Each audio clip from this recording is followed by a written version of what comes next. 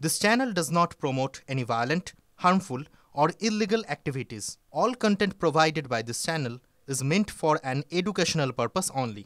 মোর্চা তো এই প্রাউড জনতা যুব মোর্চার প্রাউড কীর্তিকলাপটা একটু দেখে নিয়ে আসুন।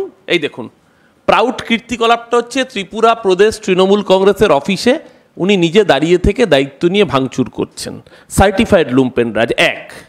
দ্বিতীয়ত, একজন জনপ্রতিনিধি নির্বাচিত বিধায়ক আইনসভার সদস্য হন।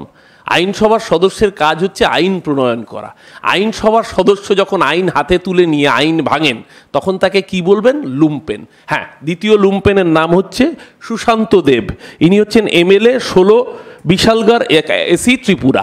এই সুশান্ত দেব কালকে চেহারা দেখুন। এই যখন তৃণমূল কংগ্রেসের সদর দপ্তর ভাঙচুর করা হচ্ছে তখন তিনি নিজে উপস্থিত থেকে সেই ভাঙচুরে মদত দিচ্ছেন। শুধু তাই না, সেই ভাঙচুর নিজে করাচ্ছেন। এদের কাছ থেকে গণতন্ত্রের বুলি আমাদের শুনতে হবে। তৃতীয়, অসীম ভট্টাচার্য।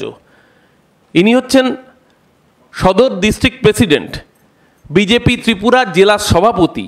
ইনিও নিজে দাঁড়িয়ে থেকে সেই ভাঙচুরে মদত দিচ্ছেন এবং এই লুম্পেন রাজকে মদত দিচ্ছেন। এটা হচ্ছে বিজেপি। আমরা বলছি যে এ রাজ্যের বুকে যখন বিজেপির পার্টি অফিস রয়েছে সেখানে কেউ গিয়ে আক্রমণ করছে না। এ রাজ্যের বুকে যখন কোনো ঘটনা ঘটছে মুখ্যমন্ত্রী নিজে সেখানে পৌঁছে যাচ্ছেন সহমর্মিতার বার্তা দিয়ে। তার প্রতিক্রিয়ায় আমরা দেখছি যে একটা রাজ্য যেখানে তৃণমূল কংগ্রেসকে বিজেপি এই রকমের বৃহৎ শক্তি হওয়ার পরও ভয় পাচ্ছে। কেন ভয় পাচ্ছে? কারণ 2018 সালে যখন বিজেপি ওখানে ক্ষমতায় আসে, মাথায় রাখবেন সেই সময় 70% পঞ্চায়েত ছিল বিরোধীদের দখলে। যতগুলো পঞ্চায়েত বিরোধীদের দখলে ছিল সমস্ত কটা পঞ্চায়েত গায়ের জোরে ফোর্সফুলি রিজাইন করতে বাধ্য করেছিল সমস্ত বিরোধীদের। সেই দিন থেকে শুরু হয়েছিল এই সন্ত্রাসের, এবং এই সন্ত্রাসের নায়কের নাম হচ্ছে বিপ্লব দেব, ত্রিপুরার প্রাক্তন মুখ্যমন্ত্রী। নিজের ঘরে ব্রাত্য, নিজের মুখ্যমন্ত্রিত্বের পথ চলে গিয়েছে, নিজে দলের মধ্যে অপদার্থতম রাজনৈতিক ব্যক্তিত্বে পরিণত হয়েছেন। এখন ভারতীয় জনতা পার্টির অন্দরে নিজের স্কোরশিট বাড়ানোর জন্য, যেহেতু তিনি নাকি পশ্চিমবঙ্গের দায়িত্বপ্রাপ্ত ইনচার্জ হয়েছেন, তাই জন্য এই পরিকল্পিত উস্কানি এবং গুন্ডারাজ করে উনি হয়তো নিজের দলের মধ্যে কিছু ব্রাউনি পয়েন্ট কুড়োতে পারেন, কিন্তু আখেরে যেটা করছেন গোটা ভারতবর্ষে বিজেপির চেহারাটাকেই বেআব্রু করছেন যে এই বিজেপি গণতন্ত্র মানে না, এই বিজেপি রাজনৈতিক শিষ্টাচার মানে না, এই বিজেপি গণতন্ত্রের যে বেসিক ফ্লেভার শতফুল বিকশিত হোক সেই জায়গায় বিজেপি সমূলে কুঠারাঘাত করতে চায়। এবং কালকে যখন আরও শকিংলি যখন ঘটনা ঘটেছে, সমস্ত ত্রিপুরা স্টেট পুলিশ দাঁড়িয়ে থেকে সেই ঘটনায় শুধু নীরব থাকা নয়, কার্যত মদত দান করেছে যাতে ভাঙচুরটা নীরবে নিশ্চিন্ত মনে বিজেপি লুম্পেনগিরি করতে পারে। আমরা বিজেপির ত্রিপুরা পুলিশের ভূমিকা সম্পর্কে অবগত। তার জন্য আমরা যেহেতু ঘরপোড়া গরু সিঁদুরে মেঘ দেখলে আমাদের ভয় লাগে। আজকে আমাদের 6 সদস্যের প্রতিনিধি দল গেছেন, তাতে আমাদের সাংসদরা রয়েছেন, তাতে প্রাক্তন সাংসদ রয়েছেন, তাতে আমাদের রাজ্যের মুখপাত্র ছাত্রনেতারা রয়েছেন। আমরা খুব দ্ব্যর্থহীন ভাষায় বলছি, গতবার যে অসভ্য কায়দা, এমনকি থানা জ্বালিয়ে দেওয়ার উপক্রম করেছিল গতবার, থানায় আক্রমণ করে, থানা ভাঙচুর করে তৃণমূল কংগ্রেসের নেতৃত্বকে কার্যত ছিনতাই করে নিয়ে খুন করার পরিকল্পনা করেছিল। আমরা নজর রাখছি, যদি এই ধরনের অসভ্যতামির পুনরাবৃত্তি করার চেষ্টা করা হয়, ভারতীয় জনতা পার্টি জেনে রাখুক আমরা গান্ধীবাদে বিশ্বাস করি। নিশ্চিতভাবে আমরা এক গালে চর মারলে আরেক গাল বাড়িয়ে দিই, মহাত্মা গান্ধী শিখিয়েছেন। কিন্তু দুগালে চর পড়লে তখন গান্ধীবাদ শুধু নয়, নিশ্চয়ই সুভাষবাদকেও আঁকড়ে ধরতে হয়। আমরা বলছি এমন কোনো উস্কানিমূলক কাজ করবেন না। কারণ একটু আগে বিজেপির এ রাজ্যের বুকে নেতা, কিছুদিন আগেও রাজ্য সভাপতি ছিলেন সুকান্ত মজুমদার, তিনি একটি স্টেটমেন্ট করেছেন একটু আগে। তিনি স্টেটমেন্ট করে হুমকি দিচ্ছেন যে উত্তরবঙ্গে নাকি তাদের এত ক্ষমতা আছে তারা তৃণমূলকে ধরে পেটাতে পারেন। আমি বারবার বলছি এই ধরনের আগুন নিয়ে খেলবেন না। এই ধরনের আগুন নিয়ে খেললে সেই আগুনে কিন্তু নিজেদের হাতই পুড়বে। ভারতবর্ষের রাজনীতিতে, সংসদীয় রাজনীতিতে আপনি একজন নির্বাচিত সাংসদ, আপনি একটি দলের দায়িত্ব কি তার বাইরেও আপনি হাফ প্যান্ট হলেও একজন কেন্দ্রীয় মন্ত্রী। আপনার মুখ থেকে যদি এই ধরনের প্রভোকেটিভ মন্তব্য আসে এবং তার জন্য যদি আগামী দিন রাজ্যের ল অ্যান্ড অর্ডারে কোনো রকমের অনিষ্ট হয়, তার জন্য রেসপন্সিবিলিটি কিন্তু ডক্টর সুকান্ত মজুমদার, আপনাদের এই ধরনের স্টেটমেন্টগুলোকেই নিতে হবে। আমি এবার আবার ডক্টর শশী পাজার কাছে মাইক্রোফোন হ্যান্ডওভার করছি, তিনি বাকিটা ব্যাখ্যা করবেন। আরেকটা গুরুত্বপূর্ণ আমাদের অবজারভেশন হচ্ছে, এবং সেটা বাংলা এবং ত্রিপুরার উভয় বাঙালি, বাংলা ভাষা, এই বাংলা ভাষাকে নিয়েও বিভেদ করার চেষ্টা ত্রিপুরা এবং বাংলার মধ্যে। দেখুন, সেখানেও প্রায় ৬৭% উপরে বাঙালি কথা বলেন, বাঙালিরা থাকেন, যদি আমরা 2011 সেন্সাসটাই ধরি। তাহলে এই বিভেদটা কোথায়? কারণ ভারতীয় জনতা পার্টি তো বাংলা এসে বলল যে এইটা বাংলা কিন্তু পররাষ্ট্র ভাষা বাংলাদেশি।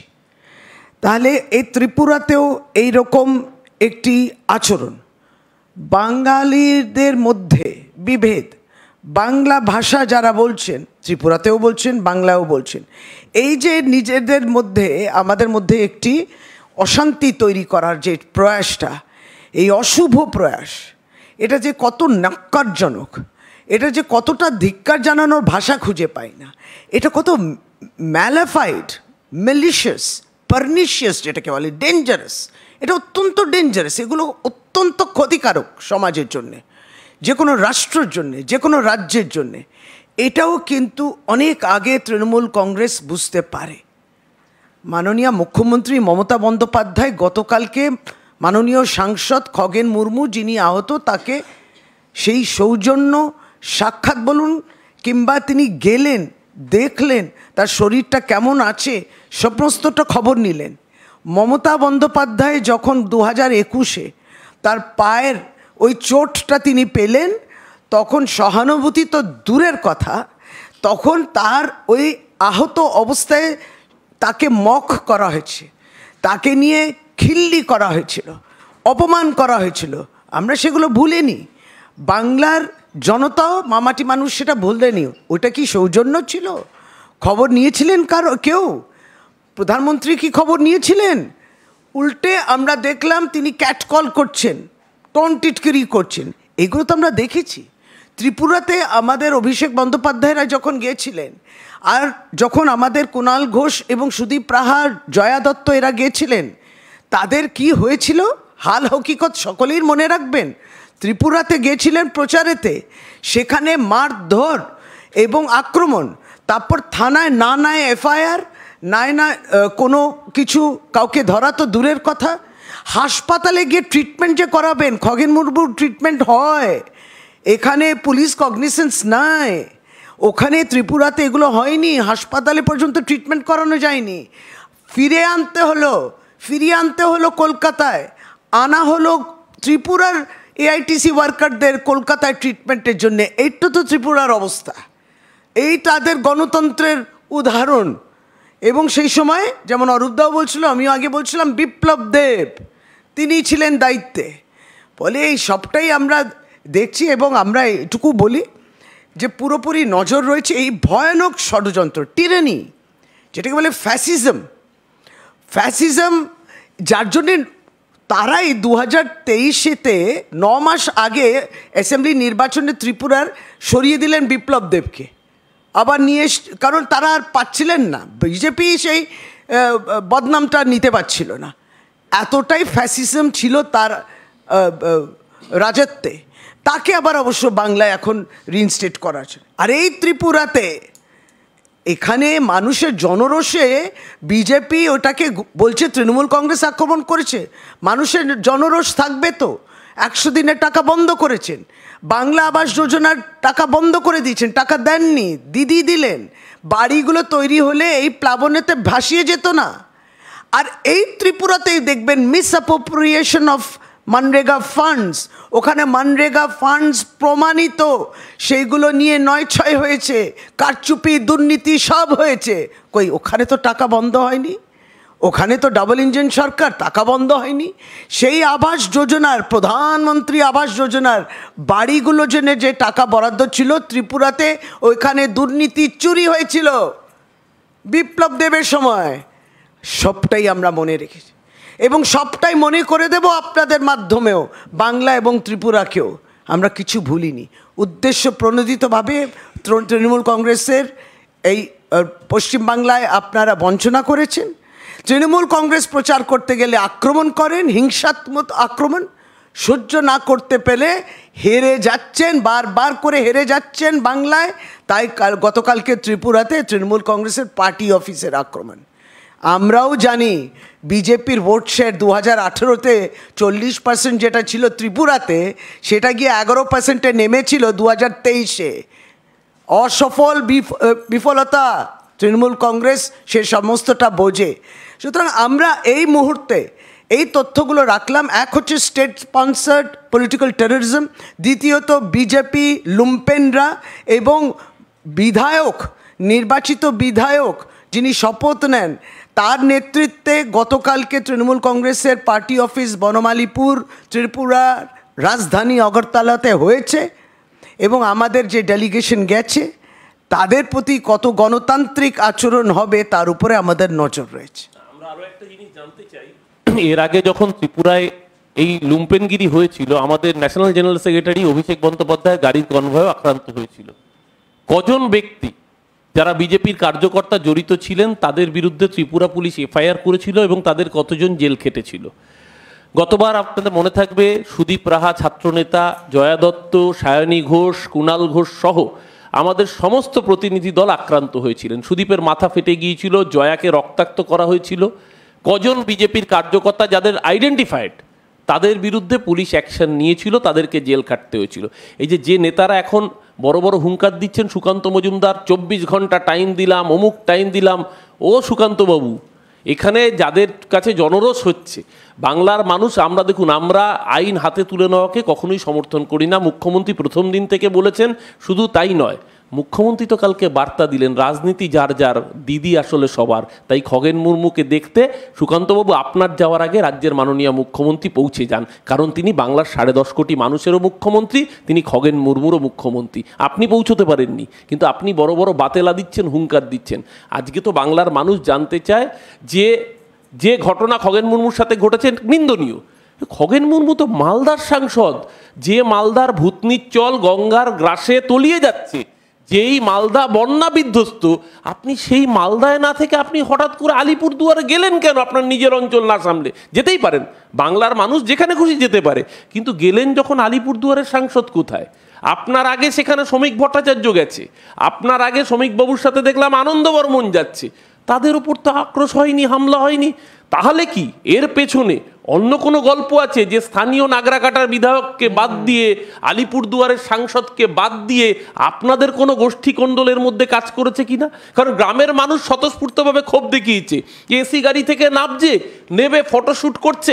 ফটোশ্যুট করাও গণতান্ত্রিক অধিকার, কিন্তু গ্রামের গরিব মানুষ যারা বন্যা বিধ্বস্ত, তারা যদি ওই জায়গায় দেখে তাদের একটা ক্ষোভের আউটরেজ হয়, নিশ্চিতভাবে হওয়াটা কাম্য নয়। কোনো ত্রাণও ছিল না, কোনো ত্রাণ ছিল না, হওয়াটা কাম্য নয়। আমরা আবারও বলছি, আইন হাতে তুলে নেওয়া কখনো কাম্য হতে পারে না, কিন্তু আজকে এই প্রশ্নগুলো সাথে উঠছে। এবং যারা আপনারাই নাকি দেখিয়েছেন, এবং আপনারা এর মধ্যে মানে সাম্প্রদায়িকতা খুঁজছেন, এর মধ্যে জাতি ধর্ম খুঁজছেন।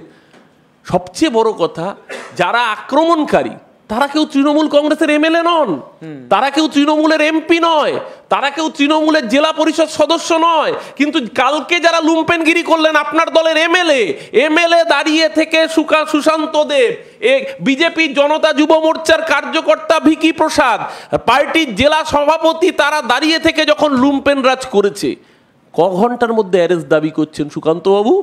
বিপ্লব দেব এই পশ্চিমবঙ্গের পর্যবেক্ষক হয়েছেন বিজেপির। আসলে বিজেপির এমন অবস্থা, পশ্চিমবাংলার নেতাদের এরা বিশ্বাস করে না। এই সুকান্ত মজুমদার হাফ প্যান্ট মন্ত্রী বড় বড় বাতেলা দেবে, সুকান্তর কথায় সুকান্ত দল বিশ্বাস করে না। তার জন্যই মধ্যপ্রদেশ থেকে নেতা উড়িয়ে আনতে হয়, ছত্তিশগড়, রাজস্থান, উত্তরপ্রদেশ থেকে বা ত্রিপুরা থেকে পর্যন্ত নেতা উড়িয়ে আনতে হয়। বাংলার বাঙালিকে বিজেপি বিশ্বাস করে না, বাংলার কোনো বাঙালি নেতাকে বিজেপি বিশ্বাস করে না। তাই ত্রিপুরার থেকে বাঙালি নেতা, এবং যার বিরুদ্ধে অভিযোগ যে নাকি আদতে বাংলাদেশি, যে নাকি আদতে যার জন্ম বাংলাদেশে, আমরা বলছি না, একটা সময় ত্রিপুরার মানুষই অভিযোগ তুলেছিলেন। মানে বাংলা বিজেপির এমন দৈন্য দশা যে বাংলার বিজেপির কোনো নেতাকে বিশ্বাস করে বাংলার ইনচার্জ করতে পারে না, উড়িয়ে আনতে হয় বহিরাগত রাজ্য থেকে। সে ঠিক আছে, আপনারা এমনিও বাংলা বিদ্বেষী, কিন্তু আজকে জবাব দিতে হবে যারা আইডেন্টিফাইড বিজেপি কার্যকর্তা, বিজেপির বিধায়ক, বিজেপির জেলা সভাপতি, বিজেপির রাজ্যে যুব মোর্চার সম্পাদক, তারা যখন এই ভ্যান্ডালিজমে স্টেট স্পন্সার্ড লুম্পেনগিরিতে লিপ্ত ছিলেন, তাদের বিরুদ্ধে কখন ব্যবস্থা নেওয়া হবে আমরা তৃণমূল কংগ্রেস নজর রাখছি। আমাদের প্রতিনিধি দল গিয়েছে পুরো পরিস্থিতি পর্যবেক্ষণ করতে। সামগ্রিকভাবে ল অ্যান্ড অর্ডার রেস্তোর হোক। যারা গণতন্ত্রের বড় বড় ডায়লগ মারেন তারা নিজেরা কেমন গণতন্ত্র গোটা ভারতবর্ষ জুড়ে চালাচ্ছেন সেটা সারা ভারতবর্ষের মানুষ আজকে চোখে আঙুল দিয়ে বুঝতে পারছেন।